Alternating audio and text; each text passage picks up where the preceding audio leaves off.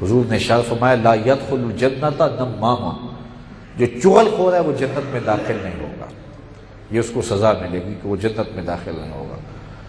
مر نبی صلی اللہ علیہ وسلم بقبرین، حضور دو قبروں کے قریب سے گزرے، اور ایک روایت کے لفظ ہے بقبرین جدیدین، قبریں بھی نئی نئی بنی ہوئی تھی۔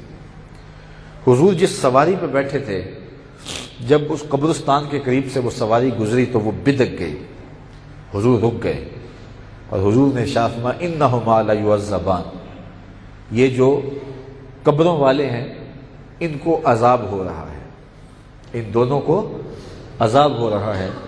پھر فرمایا وما یعذبان فی کبیر، جس کو تم بڑا گناہ سمجھتے ہو کوئی ایسا گناہ نہیں ہے جس کے سبب سے انہیں عذاب ہو رہا ہے۔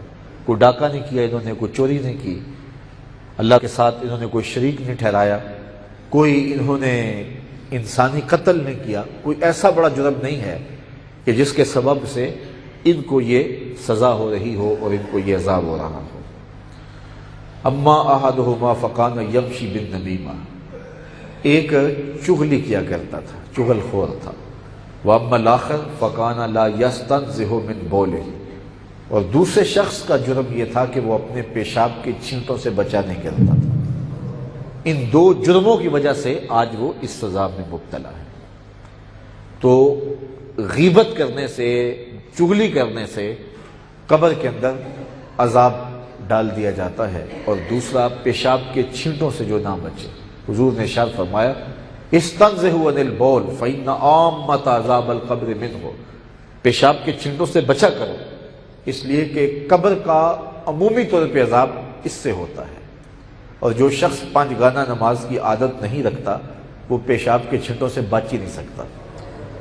تو عذاب قبر جو ہے وہ فرمایا عمومی طور پہ ان دو چیزوں سے ہوتا ہے، غیبت، چغلی اور پیشاب کے چھینٹوں سے نہ بچنا۔ اب رسول کریم صلی اللہ علیہ وسلم گزرتے ہوئے قبر کے اندر جو ہو رہا تھا اس کو بھی دیکھ رہے ہیں، اور وہ بیماری جس سبب سے لگی تھی رسول اللہ کی نگاہ اس سبب پہ بھی ہے۔ پتہ نہیں لوگوں نے دین سیکھا کہاں سے ہے، دین پڑھا کہاں سے ہے۔ میں بڑا حیرت زدہ ہو جاتا ہوں جب منبر و محراب پہ یہ آواز آتی ہے کہ نبی جو ہے وہ دیوار کے پیچھے نہیں جانتا، اور جو بول رہا ہوتا ہے اسٹیج سیکرٹری نے اس کو 20 القاب کے ساتھ علامہ، فہامہ، پتہ نہیں کیا کیا نام دیے ہوتے ہیں کہ یہ اس زمانے کا اتنا بڑا عالم ہے کہ اس کی مثال ہی کوئی نہیں، جس کو خوش آمدید کر کر کے منبر پہ بلایا گیا وہ کہتا ہے، جس کو علامہ کہا گیا وہ کہتا ہے نبی کو علم نہیں ہے۔ اور میاں بولنا تھا تو اس کو بولتا جو تیری خوشامد کر رہا ہے۔ کس کی خوشامد کر رہا ہے؟ مجھے تو پتہ ہی کسی چیز کا نہیں ہے، لیکن یہ اپنی خوشامدیں سن کر تو بولا نہیں ہے، لیکن کہتا ہے کہ نبی کو نہیں پتہ۔ یار نبی تو نبی رہا، نہاوند میں جنگ ہو رہی ہے، 1 مہینے کی مسافت ہے، حضرت عمر خطبہ دے رہے ہیں، اور حضرت ساریہ امیر لشکر پہاڑ کو چھوڑ کے آگے بڑھنے لگے، دشمن پیچھے سے حملہ آور ہو رہا تھا، اور حضرت ساریہ کی توجہ آگے تھی، پیچھے توجہ نہیں تھی۔ حضرت عمر خطبہ دیتے دیتے منبر مسجد نبوی سے بول پڑے یا ساریہ الجبل، اے ساریہ پہاڑ کو نہیں چھوڑا۔ یہ شان ہے خدمت گاروں کی سرکار کا عالم، یہ تو نبی کے غلاموں کی شان ہے، یہ تو نبی کے در کے نوکروں کی شان ہے۔ تو نبی رہا نا۔ تو حضور نے فرمایا انہیں عذاب ہو رہا ہے قبر کے اندر، اور پھر عذاب کیوں ہو رہا ہے؟ فرمایا 2 بیماریاں ہیں، ایک چغلی کیا کرتا تھا اور دوسرا پیشاب کے چھینٹوں سے نہیں بچا کرتا تھا۔ ان 2 وجوہات کی بنیاد پہ عذاب ہو رہا ہے۔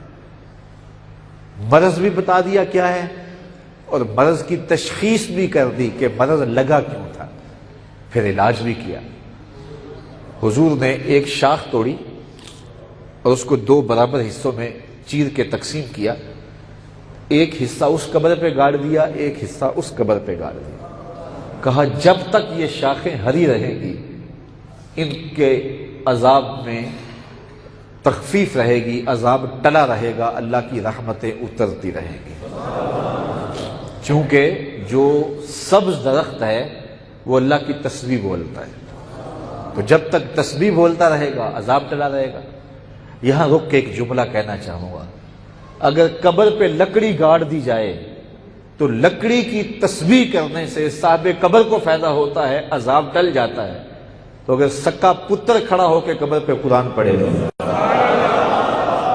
یہ تو کوئی لکڑی بھی جو ہے وہ تسبیح پڑھے تو قبر میں فائدہ ہو جاتا ہے، اور اگر اولاد کھڑی ہو کے قرآن پڑھ رہی ہو، تسبیح پڑھ رہی ہو، تحلیل پڑھ رہی ہو، اللہ اللہ اللہ